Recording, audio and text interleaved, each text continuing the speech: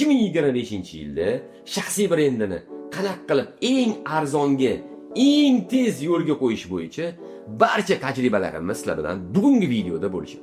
Shaxsiy brend qurishda 3 ta savolga javob berishingiz kerak. Birinchisi, nima uchun siz shaxsiy brend o'zi qilyapsiz? Maqsadingiz nima buni qilishda? Ikkinchisi, siz nima bilan kuchlisiz? Ya'ni siz nimangizni o'zi odamlarga maqtanmoqchisiz? Qaysi xususiyatlaringizni, tajriba va ko'nikmalaringizni odamlarga bo'lishmoqchisiz? Va uchinchi eng muhim savol, nima uchun odamlar sizga ishonishi kerak va sizga kuzatishi kerak? Ya'ni qaysi jihatlaringiz bilan siz odamlarni qiziqtira olasiz o'zingizga? Shaxsiy brend nimalardan iborat bo'lishi kerak?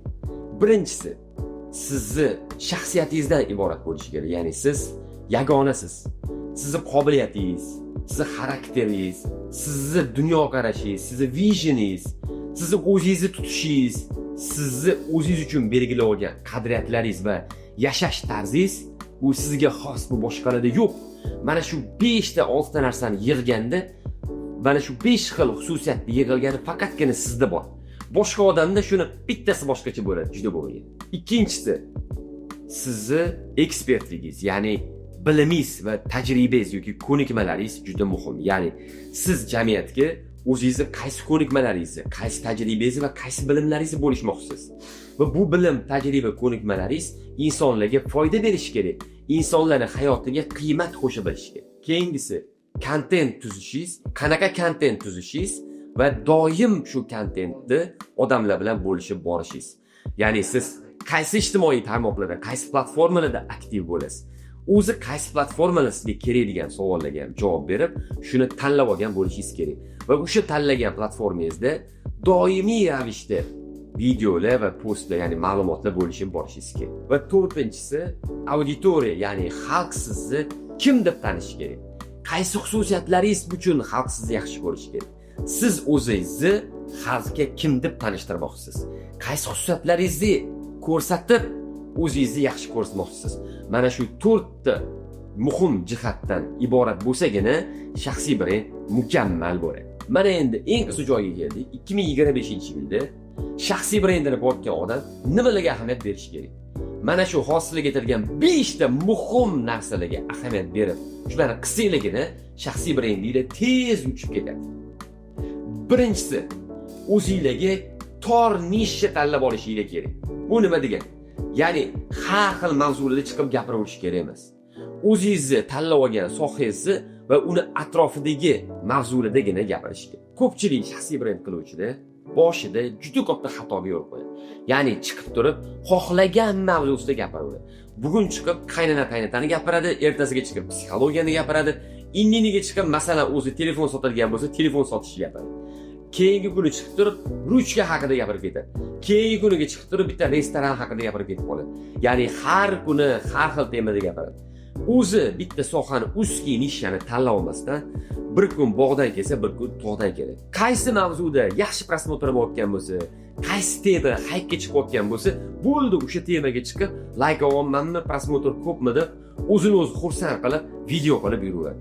Lekin bunaqa video qiluvchi insonlar o'zi bilmagan holda bloggerga, ya'ni massiviy insonga aylanib qoladi. Va bunaqa videolarni insonlarga ta'sir kuchi juda ham kam bo'ladi. Siz ham shaxsiy brendingiz orqali daromadingizni oshirmoqchi bo'lsangiz, shaxsiy brend orqali biznesingizni kuchaytirmoqchi bo'lsangiz, har xil mavzularga kirmasdan, demak shu ustki nishani ushlab oling. To'g'ri, ba'zi bir siz gapiradigan gap rekka chiqmasligi mumkin, hype bo'lmasligi mumkin, lekin sizga kerakli bo'lgan mijozdan olib keladi. Sizga o'zingizga kerakli auditoriyangizni yig'ib beradi.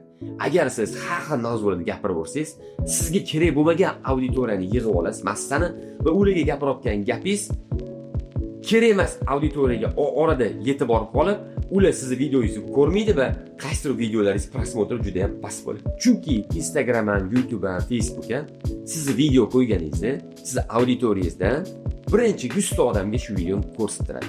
Agar sizga kerak emas odamlarni yig'ib olgan bo'lsangiz va endi mana biznesim haqida gapiraman deb o'zingizni, tovaringizni, ruchkangizni, masalan, xususiyati haqida gapiradigan bo'lsangiz, u ruchkaga qiziqmaydigan, sizni eshitadigan 100 mingta podpисчиктан 100 tasi qiziqmaydiganiga tushib qolsa, menga nima ruchkan deydi va videoingizni tepaga o'tib yuboradi. Va shu 100 ta odam ko'rmagandan keyin Instagram uni rekka chiqarmaydi va videongiz 1-2 mingta prosmotr bilan qolib ketadi. Va siz kutgan ruchka bo'yicha ruchka oladigan klientlarni topa olmaysiz. Har doim ham like yoki videoni ko'p prosmotr bo'lishi sizga bu foyda olib keladi. Endi Anvar aka, faqat shu o'zimni sohamni ruchkani gapiraveramanmi? Odamlar zerikib ketadi-yu deysiz. Yo'q, faqat узкий nishani gapirish kerak emas. Узкий nishani ushlab olib, keyin ikkinchi muhim ahamiyatga ega bo'lgan joy lifestyle content qo'yishingiz kerak. Lifestyle content nima degani? Bu sizning hayotingiz, masalan, qanaqa kostyum kiyasiz? Nima uchun mana shunaqa kostyum kiyasiz? Qanaqa ovqatlar yeysiz? Trenirovkaga qancha vaqt ajratasiz? O'zingizni hayotingiz, ota-onangiz, farzandlaringiz, turmush o'rtog'ingiz, o'rtoqlaringiz, dunyo qarashingiz, o'qiydigan kitoblaringiz, ofisingiz, ishchilaringiz bilan qanaqa muomala qilishingiz, ko'chada insonlarga qanaqa muomala qilishingiz, bir yilda qancha zakot berishingiz, qancha sadaqa berishingiz, umuman hayotingiz, ya'ni lifestyle, yashash tarzingiz haqida gapiring. Hozir dahchaga ketyapman. Masalan, bugun o'rtoqlarimga gref qilib berdim. Bugun onam rahmatli bo'lib ketganlar, onamning o'rtoqlariga, masalan, bugun onamning o'rtoqlariga yig'in qilib beryapman, gref qildi. Hamma onamning o'rtoqlarini yig'ib, hammasiga podarka berib, o'sha restoranda ularga ovqatlantiryapman. Onam qilsam bo'lsin, o'rtoqlar qilsam bo'lsin deb. Ya'ni sizni yashash tarzingizni odamlarga ko'rsating. O'shanda auditoriya sergib qolmaydi. Faqat bu o'zini sohasini gapirayotganda chiqib ketmaydi. Uchinchisi bu hook, ya'ni attention grabbing deyiladi. Ya'ni insonlarni ushlab qolish. Hozir 2025-yilda auditoriyani ushlab qolish juda ham qiyin bo'ldi. Chunki raqobat juda kuchli. Instagram, Facebook, YouTube'lar to'lib ketdi kontentga. Mana shu kontentlarning ichidan ko'pligidan odamlarni o'tkazib olyapti. Nimadir qiziq qilib, hook bilan siz odamlarni ushlab qolishingiz kerak. Ya'ni ilk 5 soniyada, ilk 10 soniyada yoki ilk 3 soniyada juda qiziq ma'lumot berib, odamlarning attentionini, sizga e'tiborini jalb qilishingiz. Ya'ni videoni tayyorlaganingizda ilk 5 soniya juda ham qiziq bo'lishi kerak. Qiziqmas joylarini keyinga qoldirib, qiziq joyini kerak bo'lsa oxiridan kesib oldiga qo'yishingiz kerak.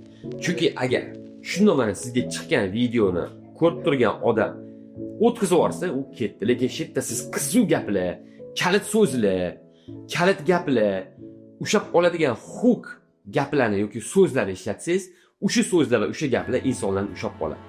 Endi hammani ham ushlab qolavermaydi. Shu mavzuga qiziqadigan odamlarni ushlab qoladi.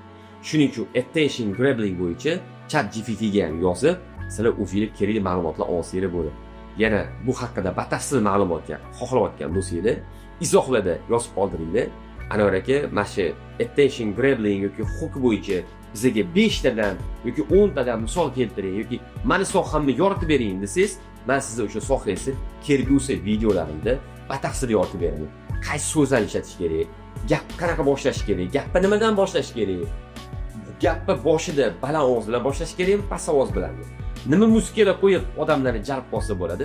Mana shular haqida batafsil ma'lumotlar beraman. Kuzatuvchilaringizni ko'pchiligini ilk 5 soniyada hookda nima keywordlar, kalit so'zlar ishlatib ushlab qolish haqida yana to'liqroq ma'lumot olmoqchi bo'lsangiz, hozirroq izohlarga tushib qaranglar. Izohlarda silka qo'yganmiz.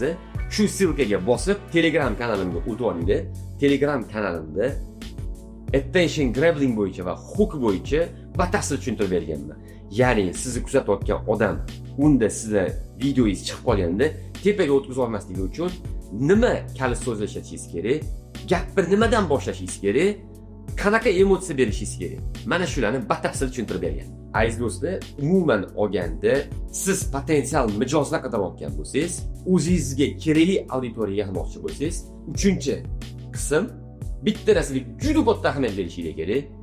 Bu foydali kontent yaratish. Ya'ni insonlar shu videoni ko'rganda nimadir qiymat olish kerak. Nimadir bir o'zi uchun qimmatbaho ma'lumot qo'llanilishi kerak. Men sizlarga buni hozir amaliy qilib ko'rsatib bermoqchiman. Misol uchun siz so'mka sotasiz. So'mka sotasiz. Sizni sotayotgan so'mkangizni boshqa so'mkalardan nima farqi bor degan savolga javob berasiz. Ikkinchisi, sizni do'koningizni boshqa do'konlardan nima farqi bor degan savolga javob beramiz. Hozir masalan siz so'mka sotyapsiz va siz so'mkalaringiz boshqalar so'mkasidan nima farqi? Siz aytishingiz mumkin, mana aziz do'stlar, men brend Boss so'mkasini sotaman. Boss so'mkasi bu xalqaro brend, Germaniyada ishlab chiqariladi. Va Boss so'mkasini bozordagi poddelkalardan, kopiyalardan nima farqi bor?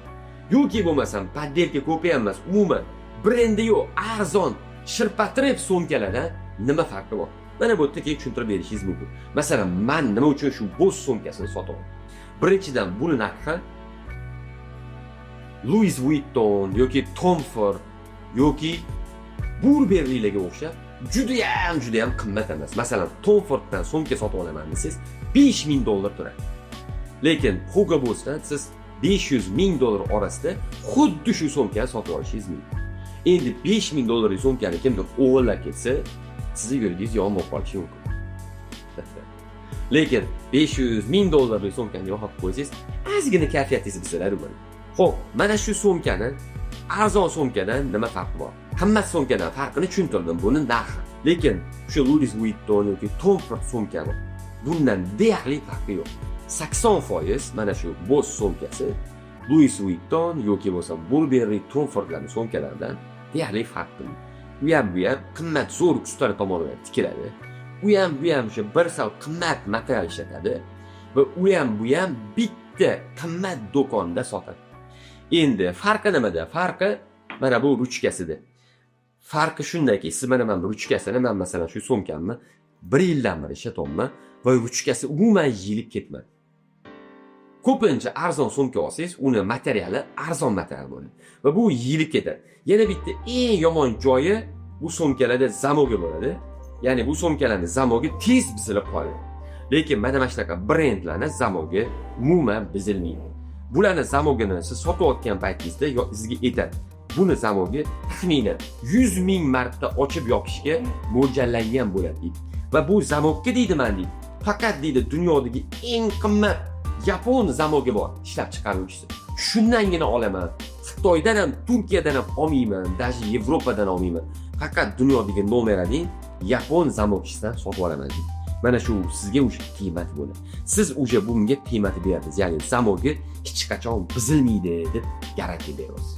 Ikkinchisi, buni ruchkasi yilib ketmaydi. 1 yildan keyin bu so'mkani axlatga tashlab yubormaysiz. Bu so'mkani 4 yil, 5 yil, balkim yaxshilab ishlatsang 10 yilgacha yetishi mumkin deb kafolat berishingiz mumkin bo'ladi. Ikkinchisi, bu so'mkani boshqa so'mkalardan farqi juda ham qulaylikdir. Ya'ni bu o'ylagan sizni. Bu Anvar aka bu so'mkani ishlatayotganda telefonini yoki ruchkasi kerak bo'lib qoladi. Tez soat chiqib ketish kerak.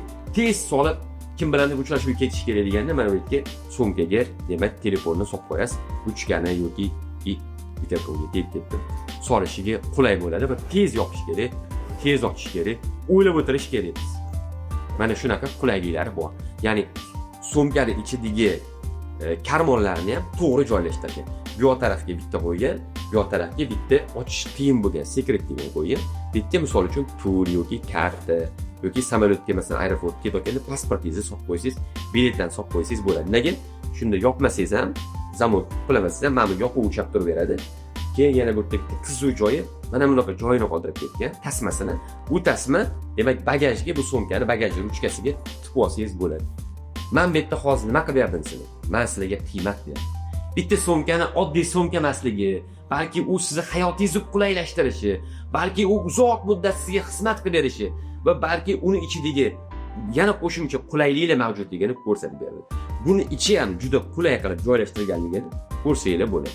Buni ichida demak iPadga alohida joy tashab ketgan. Endi so'mkani reklama qilmayman hozir yerda, chunki men bu sotmayman. Men iPadga alohida joy tashab ketgan. Demak, laptopga alohida joy tashab ketgan va ichida yana pulli bekitsa bo'ladigan joylari bor, qo'shimcha yana joylari bor. Keyin buni yana qulay tarafi, mabodo mana katta uzun tasmasini olib tashlasangiz ham bilinmaydi, chiroyli so'mka bo'lib turadi. Va uzun tasma bilan birga ishlatsangiz ham juda baquvvat, juda qulay. Endi men hozirlarga nima ko'rsatib berdim? Sizlar shaxsiy brendingizda qiymat berishinglarni ko'rsatib beraman. Hozir men so'mkaga qanaqa qiymat bergan bo'lsa, sizlar ham hayotingizga yoki biznesingizga yoki tovaringizga shunaqa qiymat berishingiz kerak. Ya'ni insonlarning hayotiga nima qo'shimcha qiymat beryapsiz? Men masalan subyektivdagi videoyimda juda ko'p qiymat berganman. Masalan, aytdi Xitoyda bo'lgan voqea, ya'ni meni vizam tugadi, lekin o'sha vaziyatdan qanaqa chiqib ketganligimni keyin aytib beraman. Kimdir shunaqa voqeaga tushib qolsa, qanaqa chiqib ketish yo'lini o'rganib yoki bo'lmasa Rossiyaga borib, rus o'sha lo'lapamni qanaqa qilib mana toybola o'yinchog'imni sotib olishga ko'ndirganligimni aytib berdim. Bu qiymati bo'ladi. Juda katta qiymati bo'ladi, chunki odamlarga o'sha usumlar, mevalar bilan birga shu ayolni qanaqa ko'ndirib berganligimni aytib berdim. Shu usulimni mendan keyin videoni ko'rib 3,5 yil ichida mingdan oshiq insonlar shu usulni qo'llab natijaga olganligini menga shaxsiy lichkamdan yozishgan va men buni eshitib juda xursandman. 5-chi muhim jihat 2025-yili hozir ko'ryapsizlar, 2 yildan 3 yil, 4 yildan beri sun'iy intellekt modaga chiqyapti.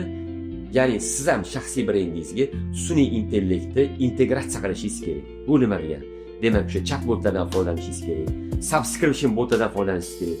Umuman sun'iy intellektni yengil chiqarib berayotgan programmalarni o'rganib olib, shaxsiy brendingizga ijtimoiy tarmoqlarni o'rnatib olsangiz, siz hayotingiz osonlashadi. Masalan, siz bir kunda 10 ta video suratga olasizda, o'sha videolarni bitta programmaga sun'iy intellektni joylaysiz, u programma o'zi soatlarini, o'zi o'sha videoni tayyorlab, Instagramga qo'yadi yoki YouTube'ga qo'yadi. Va siz kelgan bir oy davomida bu narsaga boshingizni qotirmaysiz. Va yana shunaqa chatbotlar bor. O'sha chatbotlarni o'rnatib olsangiz, ijtimoiy tarmoqlardan sizga kimdir izoh yozsa, o'zi avtomatik javob beradi. Yoki dichkizga kimdir yozsa, o'zi avtomatik javob beradi. Mana shunaqa chatbotlar, sun'iy intellekt orqali siz shaxsiy brendingizni kuchaytirib, rivojlantirib olsangiz bo'ladi. Shaxsiy brend qilish sizga nima beradi? Birinchi navbatda yangi juda ko'p mijozni arzonga yoki tekinga sizga olib keladi. Chunki siz videolar qilasiz, kontent qilasiz, uzoq vaqt davomida shaxsiy brendingizni rivojlantirish orqali har video qo'yganingizda nechtadandir sizga mijozli oqimini yaratadi. Sizni masalan mana shu so'mkangiz zo'rligini agar shu bo'sh bo'lmasa-da, lekin Anvar degan so'mka chiqarsin va shu Anvar degan so'mka bo'sh so'mkasini kopiyasi bo'lsin. Lekin uni kopiyasiligini kim biladi? Hech kim bilmaydi. Siz chiqib turib, mana Anvar so'mkam zo'r, Anvar so'mkam unaqa deb turib ashulachiga, aktyorga yoki mashhur blogerlarga gapirtirganingiz bilan odamlar qisman ishonadi, lekin ko'pchilik odam baribir ishonmaydi. Nimaga? Chunki bu so'mkangizni nimasi zo'rligini u tushunmaydi. Siz shaxsiy brend qilish orqali mana shu so'mkangizni, ya'ni Anvar so'mkani kuchli taraflari bo'ladi. Yaxshi tomonlarini, fishkalaringizni ochib bera olasiz. Mana shu fishkalaringizni, kuchli taraflaringizni, tovaringizni, xususiyatlarini ochib berganligingiz uchun ham insonlarda, ya'ni mijozlaringizda ishonch paydo bo'ladi. Ishonch bo'lsa, oshib ketadi va raqiblaringizdan o'tib ketasiz. Chunki sizga bo'lgan ishonch raqiblaringizni u tovarini, fishkasini ochib bermaganligi uchun, siz ochib berganligingiz uchun siz raqiblaringizni ancha tepaga chiqib qolasiz va mijozlar raqibingizni mahsulotning ichini bilmaydi, siznikini ichini biladi. Sizniki masalan halolmi, harommi biladi, raqibingiznikini bilmaydi. Sizniki sog'lig'iga zarar beradimi, bermaydi. Masalan, mana shu so'mka odamni hadirib ushovursa, teri rakib qiladimi, yo'qmi? Hozir siz bilmaysiz, lekin men buni chiqib videolarda ko'rsatib, isbotlab tushuntirib bersam, keyin siz bilasiz va siz aytasizki, Anvar akamning so'mkasi teri rakib qilmas ekan, bo'ldi, shuni olishim kerak ekan deb siz miyangizda fikr paydo bo'ladi. Uchinchisi, raqiblaringizdan oshib ketadigan yagona metod. Masalan, siz skidka qilsangiz ruchkaga, raqibingiz ham skidka qiladi. Siz aksiya qilib, eng ko'p mendan ruchka olib qolgan odamga bu yil, bir yilda eng ko'p bo'lsa, Sparkpay podarka qilaman, siz raqibingiz chiqadi, men Cobalt podarka qilaman. Ya'ni nima siz chiqib turib, hamma led bannerlarga Anvar ruchka deb olib chiqsangiz, raqibingiz ham boshqa yonidagi led bannerlarga u ham o'zini javohir ruchka deb yozib chiqadi. Ya'ni nima raqobat qilsangiz, usul qo'llasangiz, raqibingiz kopiya qila oladi. Narxi tushirsangiz, masalan, ruchkangizni 10 sent deydi, 9 sent qilib qo'yasiz, raqibingiz 8 sent qilib qo'yadi. Lekin shaxsiy brend usulidan foydalanib raqibingizdan o'tib ketsangiz, u sizni kopiya qila olmaydi. Nega? Chunki siz bir donasiz. Sizdagi odam boshqa yo'q, raqibingiz unji boshqa odam. Siz Navoiy viloyatida tug'ilgan, Xatirchida tug'ilgan Ahmad boy akasiz. Raqibingiz Farg'ona viloyatini, masalan, Mingbuloq tumanida, Namangan viloyatining Mingbuloq tumanida tug'ilgan Toshmat aka. Ya'ni u boshqa, u Ahmad boysiz, u Toshmat boy. Ya'ni u boshqa odam. Siz o'zingizni u Toshmatboy o'zini qanchalik reklama qilsa ham, hech qachon Ahmadboy bo'la olmaydi. Uni qadriyati boshqa, siz qadriyatingiz boshqa. Va siz birinchi bo'lib hozir shaxsiy brend qilsangiz, siz Toshmatboydan o'tib ketasiz va bozorda u keyin sizni kopiya qilib shaxsiy brend qilib chiqqan taqdirda ham odamlar ruchka deganda sizni eslab qoladi. O'sha uni videosini prosmotrlari kam bo'ladi. 4-chi yutug'i shaxsiy brendda bu arzonga eng zo'r xodimlar yig'ib olsangiz bo'ladi. Ya'ni siz shaxsiy brend qilganingizdan keyin auditoriya insonlar sizni yaxshi ko'radi va siz yoningizda ishlashga intadi. Masalan, raqibingiz ishchi qidirib yursa, siz ishchi qidirib yurmaysiz. Chiqib turib, "Ay do'stlar, men bilan ishlamoqchi bo'lganlar bormi? Kelinglar, men yaxshi olib beraman, men ish bor. Ishni o'rgataman. 2-3 yil ishlab, keyin o'zingiz chiqib, biznes ochib olsanglar bo'ladi" desangiz, rosa ko'p odamlar kelib sizga qo'shiladi va sizga murojaat qiladi va siz ulardan zo'r ishchilarni tanlab olsangiz bo'ladi. Va 5-chi eng muhimi, siz masalan, mana shu so'mkani shaxsiy brendingiz yo'q paytida deylik $200 sotib olasiz. Siz shaxsiy brend qilganingizdan keyin bu so'mkani eng kami $200 sotasiz. Nega? Chunki siz o'sha qiymat berdingiz. Buni zamogini tushuntirib berdingiz. Buni ichki dizaynini tushuntirib berdingiz. Buni ruchkasini tushuntirib berdingiz. Bu rak qilmasligini, buni ishlatgan bu teri molli yoki qo'yi terisiligini, cho'chqa emasligini isbotlab berdingiz. Itmasligini isbotlab berdingiz. Buni demak tasmasini nega qo'yganingizni, mamitdagi zamogi nega borligini, mamitdagi karmoni nega borligini ko'rsatib berdingiz. Mana shu qiymatlari bilan siz bunga qiymat qo'shdingiz va siz unga bu o'zingizni Ahmadboyi so'mkasiligini tushuntirib berdingiz. Ahmadboyi insonni yaxshi ko'rganligi va u chiqargan mahsulotning farqini tushunib olganligi uchun ular sizdan bu mahsulotni qimmatga olishga ham rozi bo'ladi. Ko'pchilik inson shaxsiy brend qilish xohlaydi, lekin telefonni, kamerani yoqqandan keyin nima gapirishni bilmaydi. Yoki bo'lmasa hatto telefonga ham e'tibor olmaydi. Nima gapiraman deydi. Endi ularga SMMchi yollaydi, SMMchilik kelib, "Aka, mana qanaqa gaplar yaxshi ketayotgan ekan. Shuni gapiring" desa, o'sha etkaz mavzusini gapira oladi. Va 1 oy, 2 oydan keyin yana nima gapirishni bilolmay qoladi, kontentiga mavzu tugab qoladi.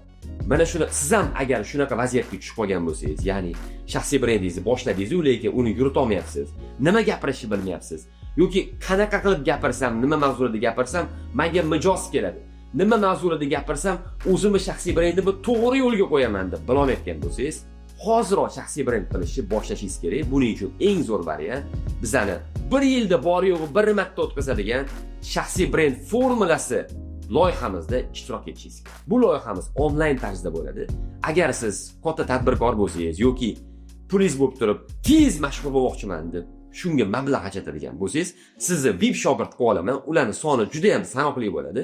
Mana shu VIP shogird bo'lib, tez mashhur bo'lib, shaxsiy brendingizni birdan ko'tarib olsangiz ham bo'ladi. Misol uchun, so'mka bo'yicha nimani gapiraman desa, so'mka bo'yicha faqat harfon ichki so'mkani gapirish kerak emas. Inson birinchi navbatda o'zini ichki dunyosini yoritib berish kerak. Siz voqealarga qanaqa fikr bilan munosabatda bildirishingizni yoritib berish kerak. Sizni dunyoqarashingizni yoritib berish kerak. Chegaralaringizni qanchalik visioningiz katta, ya'ni dunyoqarashingiz qanchalik kengligini ko'rsatib berishingiz kerak. Sizni qadriyatlaringizni, siz uchun hayotda nima muhimligini ko'rsatib berishingiz kerak. Va yana sizni lifestyle, ya'ni kundalik hayotingizni qanaqa o'tkazasiz, nimada qilasiz, nima to'g'ri ishlar qilasiz. Ya'ni qaysi xislatlaringiz, jihatlaringiz bilan boshqa insonlarga, auditoriyaga o'rnak bo'lishingiz mumkin. Mana shular bo'yicha mavzularni topish kerak. Mavzuni topish bo'yicha men aytamanki, o'zimni O'zbekistondagi eng zo'r mutaxassis bo'lsam kerak. Chunki meni yonimga kelgan любой shaxsiy brend qilmoqchi bo'lgan insonga doim eng kamida 5 ta bo'lmasa 15 ta, 20 ta mavzu topib beraman.